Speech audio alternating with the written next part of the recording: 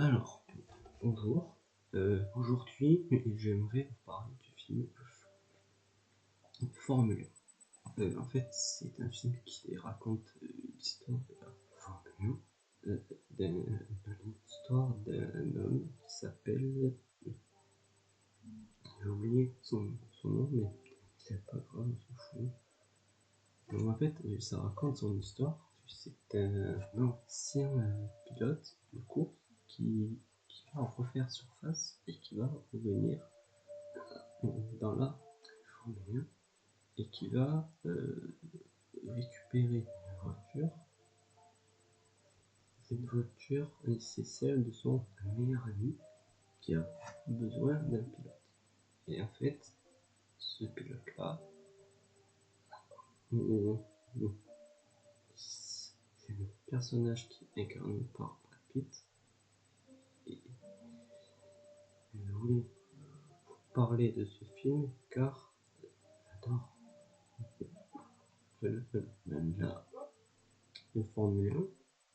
Je suis un grand passionné de Formule 1. Et en fait, étant passionné de Formule 1, ce film m'a plu car on connaît tous les décors de la Formule 1, soit dans les circuits, tous les garages de Formule 1.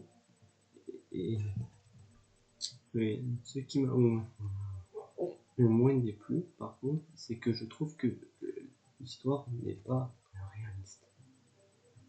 Elle n'est pas réaliste car le fait qu'un ancien pilote revienne avec une voiture qui est censée être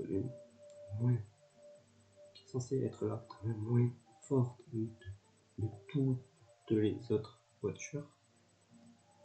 Comment est-ce que c'est possible que cette voiture et que ce pilote batte tous les plus grands pilotes tels que Verstappen, tels que Norris? Ça, c'est un point que je ne comprends pas trop. Deuxième point que je ne comprends pas,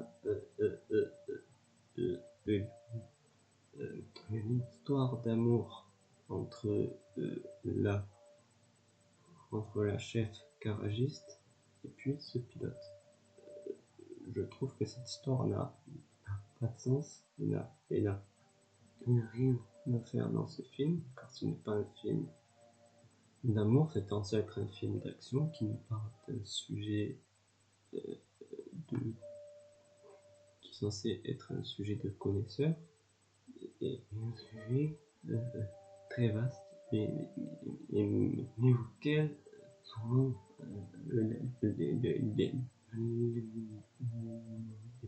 les pilotes sont soumis à une respectation de la vie privée.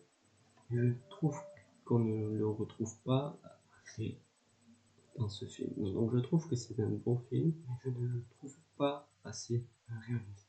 Mais sinon, pour tout ce qui est live action et tout ça, je trouve que c'est un très bon film. Malheureusement, je trouve que l'histoire n'est pas assez réaliste vu tout ce qu'on aurait pu faire dans ce film. Voilà. Ciao.